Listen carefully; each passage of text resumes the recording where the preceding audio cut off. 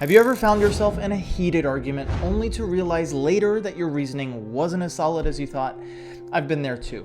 But what if you could spot those traps before they led you astray? In this video, I'm going to use my years of experience in the fields of logic and decision theory to break down every major logical fallacy that's responsible for most of our flawed thinking. And stick around to the end because I'll be sharing 3 powerful strategies you can use to avoid every single one of them. And the first logical fallacy is the ad hominem argument. This is when we argue against someone's point by attacking their character, and it's a fallacy that's tearing society apart. For instance, let's say you're religious and an atheist is trying to argue there is no God. Well, in this case, the ad hominem argument would be something like, well, you're just a godless, immoral person. Your opinion may or may not be correct, but unfortunately, this does not prove there is a God. And just as importantly, the reverse kind of insult atheists often hurl at religious people also does not disprove the existence of a God. It just causes a complete breakdown of communication, mutual respect, and it ultimately steers us even further from the truly relevant facts. But why do we fall into this fallacy? Well, it's usually because we feel emotionally threatened or feel a part of our identity is at stake. And later we'll explore how we can overcome this. This fallacy is closely aligned with another fallacy on our list, the genetic fallacy. This is the argument that a position is wrong because of its source. For instance, we can all acknowledge Hitler was an evil person. According to some sources, Hitler was a vegetarian. And so using this fallacy might look something like arguing Hitler was a vegetarian. How could you possibly approve of vegetarianism? Once again, we tend to fall into this argument when the topic is very personal to us. And so we have to be extra careful to avoid it, as it simply steers us further from the truth, which is what we should be interested in above all. The next fallacy, related again to these first two, is the Tu Quoque Fallacy. This is the argument that someone's claim is untrue because their actions or behavior do not reflect its truth. For instance, if you see an obese person telling you something like, eating healthy and exercising is important for you, you might wrongly dismiss their argument simply because you think, well, you first. Which one of these so far have you fallen into before, and how has it affected your decision making or even your relationships with others? Well, the next 5 are equally as harmful, and often they are very hard to spot. Number 1 is appeal to heaven, number 2 is appeal to nature, number 3 is appeal to tradition, number 4 is appeal to authority, and number 5 is appeal to consequences. All 5 of these arguments mistakenly identify some concept as self-justifying. You might use appeal to heaven, for instance, to argue, God said this is our land, so we're taking it from you. You might use appeal to nature to argue, this product has natural ingredients in it, so it's good for me. You might use appeal to tradition to argue, it's always been done this way, so why change it? You might also be familiar with a phrase like, 4 out of 5 dentists recommend this toothpaste, which is an example of appeal to authority. And you might use appeal to consequences to respond to someone who challenges your worldview with something like, but if what you tell me is really true, then all the knowledge about this I've accumulated for years would be wrong, and that just can't be the case. These fallacies all have a lot in common, but where do they ultimately come from? Well, fundamentally, they come from a sense of insecurity and a need for certainty and stability. And do these needs apply to you? Well, they apply to nearly all of us, but we need a better way to channel these needs, and we'll circle around to 3 actions you can take to achieve this in a bit. The next 9 fallacies aren't simply ones you might engage in by accident. They're also incredibly common arguments made in politics, your workplace, and other social situations, and you definitely want to learn how to recognize these so you can avoid being gaslit or manipulated.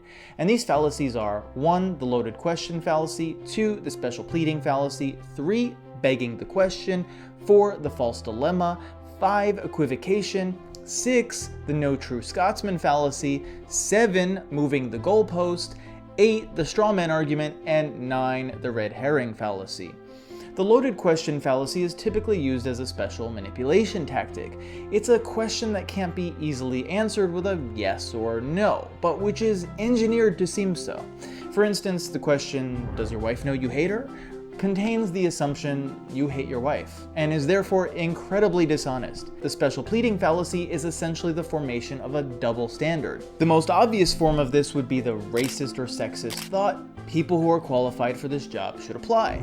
Oh, but not if that person is fill in the blank. Begging the question, or otherwise known as a circular argument, is an argument in which your claim is the thing itself you're trying to prove. For instance, the statement, smoking is harmful because it damages your health, is true, but trying to prove this by stating, we know this because inhaling smoke is bad for your health, is entirely invalid. Yet, so many of us use this logic all the time, and we don't catch ourselves or others doing this simply because some of the words in the conclusion were changed. And in fact, our next fallacy on this list, equivocation, also makes use of the manipulation of words. This tactic is used especially in politics. Equivocation is simply the act of changing the meanings of words used from one claim to the next in order to prove our point. One famous example of this is what's called the no true Scotsman fallacy. We find this fallacy hidden often within political ideologies. For instance, a common objection to communism is the example of the USSR. Someone who believes deeply in communism can simply say, well, you see, that wasn't true communism. People who are highly patriotic often use this to discredit their enemies as well by stating things such as, that person is un-American, or only a true Frenchman would support this policy. Moving the goalpost works in a similar way in that the definition or standard originally proposed keeps changing. For instance, let's take the current discourse surrounding climate change and let's imagine two people are debating this issue. Person A states, I've shown studies that prove climate change is happening based on rising global temperatures and CO2 levels. Person B responds, well, even if the climate is changing, you haven't proved that humans are responsible for it. Person A comes back with, actually, here's data showing that human activities like burning fossil fuels are the main drivers of the increased CO2. But then person B responds, but you haven't proved that addressing human-caused emissions will actually stop or reverse the climate change, and so on. Have you ever been stuck in a conversation like this? If so, how did you deal with it? Well, our next one on this list, the strawman argument, is an especially dishonest fallacy. It's the act of attacking someone's position by first mischaracterizing it and then arguing, often successfully, against the mischaracterization. For example, if you were arguing against allowing more immigration into your country, instead of making your argument based on some actual fact about immigration, you might argue something fictitious, such as that your opponent is in favor of letting dangerous criminals into your country and allowing them to have benefits the native citizens of your country don't enjoy. The red herring fallacy is similar, and I believe it's even more devious than the strawman argument. This fallacy, simply put, is a form of deflection. For example, in political debates, candidates are often asked a direct question, and instead of answering it directly, they point out something bad their opponent believes while trying to make it seem as though they actually answered the question. But these aren't just used in politics. Ask yourself, in your everyday life, who is using these fallacies against you and trying to gaslight or manipulate you? Well, be sure to stick around because we'll be getting around to our 3 solutions shortly. The last 7 fallacies we'll discuss are ones that, if we're not careful, can cause us to make poor judgments about ourselves or about others, and they can truly ruin our lives. And these are 1, the fundamental attribution error, 2, the post hoc argument, 3, the causal fallacy, 4, the bandwagon fallacy, 5, the sui generis fallacy, 6, the false analogy fallacy, and 7, the slippery slope fallacy. The fundamental attribution error is the judgment, often unconscious, that other people's behavior is due to some internal factors, while our behavior is due to external ones. For instance, if someone cuts you off in traffic, you might conclude that they're an asshole. Whereas in the same situation in which you might take the same exact action, you would cite the fact that you're late for work or some other external factor. How can you avoid this and start being less automatically judgmental? Well, it starts with understanding the next 2 fallacies, the post hoc argument and the causal fallacy, which are very similar to each other. The post hoc fallacy assumes that if one thing happened right after another, such as you getting sick after taking some medicine, then it was the first of these events that caused the other.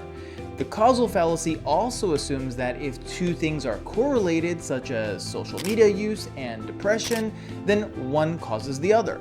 Taking a small pause to reflect on the causes of people's behaviors, therefore, can help us reserve our judgment.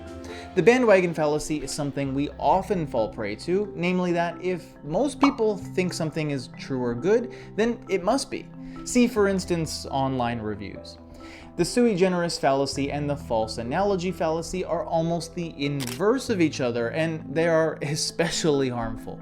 The sui generis fallacy takes the very logical idea that universal judgments or generalizations are often wrong, but distorts it.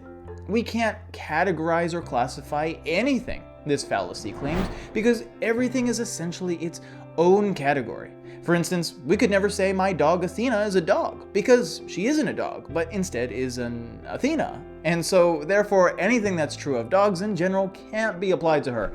She's just too special. The false analogy fallacy goes to the other extreme.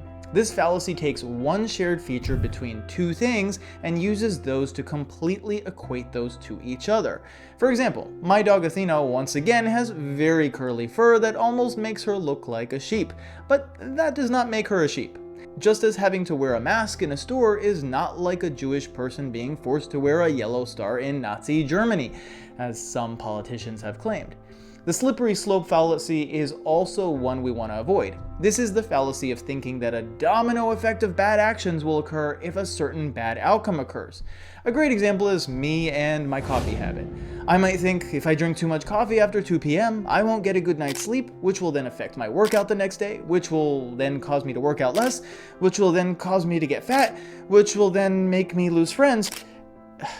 Maybe some of this is likely, but none of it at all follows from that first premise. And so it's important to cut this line of thinking short before it gets out of control. And there are literally more than 100 different fallacies, most of which are listed on the screen here, and you can feel free to dig into these more yourself.